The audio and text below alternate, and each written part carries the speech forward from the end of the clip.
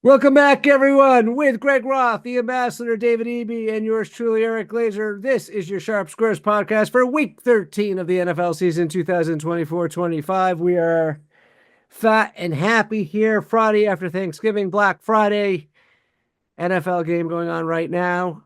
Last week, our Sharps in aggregate were 29 and 27, 51.8%. Gold games, medal games 3 and 3, pick 5, 2 and 3, 3, 2, 1, 1 and 2.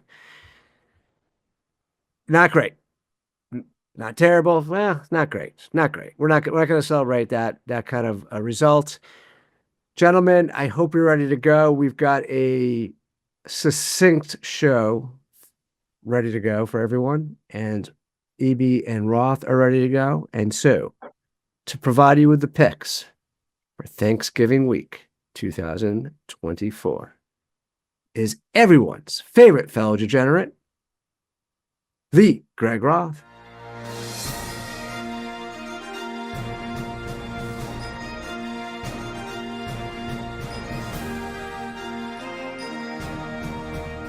Eric, thank you so much, Ambassador. Good to see you. I hope you both had a wonderful holiday. We have 4 medal games this weekend. 4 medal games. There is a gold game. Do you, I know you're passionate about what you do and you love the show and you don't want to go on strike. Well, it's not a strike. There's 1 gold game there. Let me just tell you, though, there's 1 silver game and 2 bronze games. I'm going to be happy to provide you. Well, I'm not that happy with the silver game either. It was borderline. But last week, for those of you who heard the show, I said if the Titans made the gold, silver, bronze segment as a Thanksgiving gift to everybody else. It was the week before Thanksgiving. It says a Thanksgiving gift to everybody else for a couple of weeks. I'm not going to report. I'm going to refuse to report on it as a gift to the audience, considering our sharps were 0 and 33, I think, or 0 and 32, picking the Titans over the course of the season. And the Titans have ruined more Sundays this fall for me than I care to think about. So, and they did cover last week. 2 of our sharps took them. They're now 2 and 33. Not enough to medal, of course. But here we are, and I'm a man of my word, Eric. Yeah. And you know what? What I'm gonna do is I'm gonna support you because I've been doing the show with you. So I'm gonna ask Eby to come in here and let's do the first gold game. Eby, your first gold, silver, bronze. All right, Eric. The first gold game, actually the only gold game, is the Tennessee Titans plus 5.5 at the Washington Commanders. Who is on Tennessee, you ask?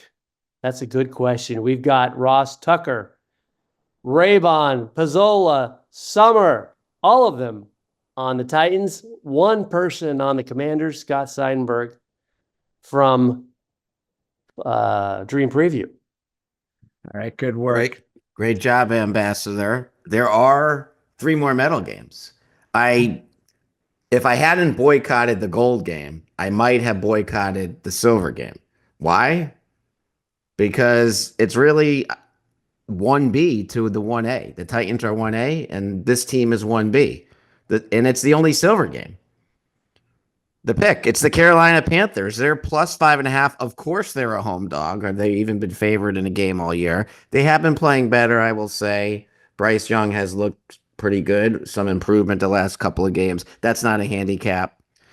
Steve Fezzik, Ross Tucker, Stuckey, and Cleve TA all picked Carolina, and nobody picked Tampa. I think that probably is part of the handicap, that Carolina has looked pretty good in Bryce Young. I don't know that. Spoiler alert. I'm just guessing. There are 2 Could I, I'm sorry to interrupt. We're having a choppy gold, silver, bronze segment. Who cares? So just so everyone knows, and I know it feels like we take the Panthers a lot, Greg. We have taken them, or the Sharps have picked them this season a total of 22 times. So you're saying I'm exaggerating. It feels worse than it is what I'm saying. Now they are 8 and 14 when the Sharps take them. That's 36.4%. Very consistent with our season. So I don't think they've done us any favors, but it's not as outlandish as some of these other teams. I think Panther the fans Colts. would, yeah. Like the Colts. Oh, and the Colts too. Yeah, the Panthers fans would probably agree. It's disagree that it's not as bad as it seems. Rooting for them. There are two bronze games. Luckily, those teams, in my estimation, are slightly more competent. The top-rated bronze game, the picks the Buffalo Bills. They're -6.5 hosting the San Francisco 49ers. That's a Sunday night game. I believe there's 2 or 3 feet of snow forecast on Sunday. I don't know, either before the game or during the game. Mike Lombardi picked the Bills. Eric, more explanation required here. I don't think in several years of doing these segments we've ever had a game medal with just one pick in this case. So what happened? It's a little bit unusual, kind of perfect storm here. 4 less games than normal, so less picks in the algorithm, and then you have one of our highest weighted sharps in Mike Lombardi.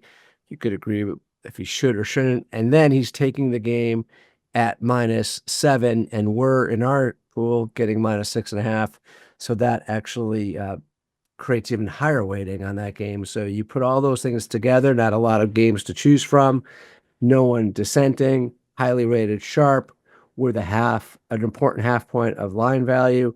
And all of a sudden you have what could be our first ever one pick medal game. There is one other medal game, bronze, the pick. It's the Arizona Cardinals. They're +3.5 in Minnesota to take on the Vikings. Ross Tucker, Gil Alexander, Todd Wishnow all picked the Cardinals.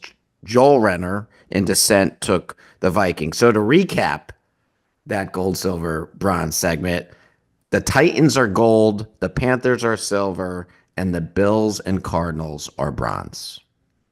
So our picks, there's 4 medal games. The Titans, Panthers, Bills, and Cardinals are for the games. So we need a 5th pick. There were 2 games that were virtually tied for the 5th highest rated game. Let me set those games up for you. It was the Chargers -1.5 at the Falcons. RJ Bell, Fabian Summer, Mike Lombardi all took the Chargers. Stuckey and Steve Fezzik picked the Falcons. And then the other game was the Bengals -2.5 hosting the Pittsburgh Steelers.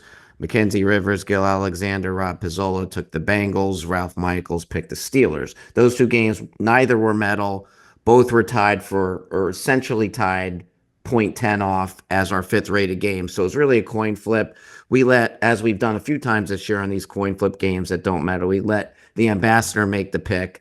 I was happy that he chose the Bengals at -2.5. So that is our 5th game. Eric did like the Chargers, just as just so we're clear. I thought the Chargers shouldn't be favored in Atlanta, but I don't like fading the Steelers, but I would have probably gone with the Steelers because the line's now, as we record, -3 and we're getting -2.5. So that's enough reason to break the tie. So I'm with you guys, even though I don't like it. This week we don't have 3, 2, 1. In that pool, our picks are due Wednesday night before Thanksgiving. Eric and I actually took all 3 Thanksgiving games, which we've never done. We took chalk. Lions, Cowboys, and Packers. Yesterday we took for 3, 2, 1. Of course, nothing to do with medals or picks or anything else. It was just a late night. We had to have the game in. So pick 5, Titans, Panthers, Bills, Cardinals, Bengals. All right. Some of the shows are getting in late. We don't have a ton of trends, so we're going to skip that, and we're going to give you some handicapping highlights of some of the top pick games if you want to stick around. And if you want to jump, you are now all dismissed. The first game is the Titans +5.5 at the Commanders. The pick is the Titans. The theme, the Commanders are regressing to the mean.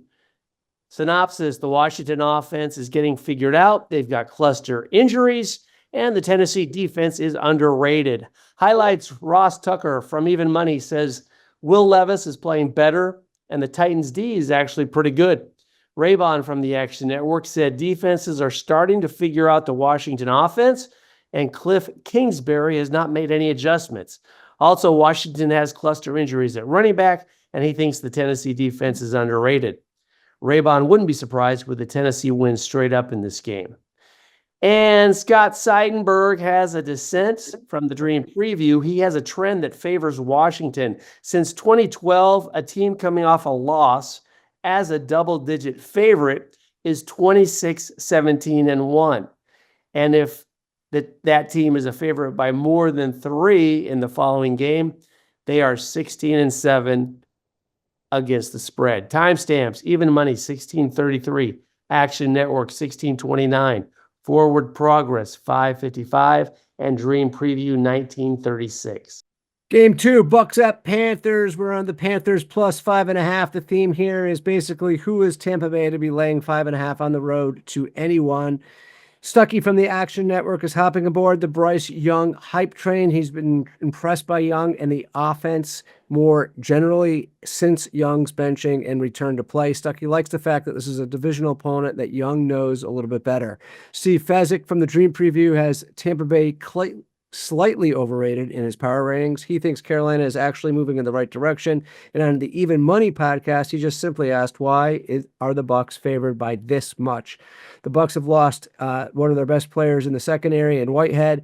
And after a close loss to the Chiefs, he thinks that Carolina has even more motivation and will be more focused coming into this next game. Timestamps here, Action Network, even 10 minutes. Dream Preview, 1 hour, 8 minutes, and 32 seconds. Even Money, 21 minutes and 25 seconds. All right, folks, I hope this helps you all out. I hope you have a great week 13. And just remember, none of us here are truly sharp. But this is your Sharp Squares podcast. Good luck out there.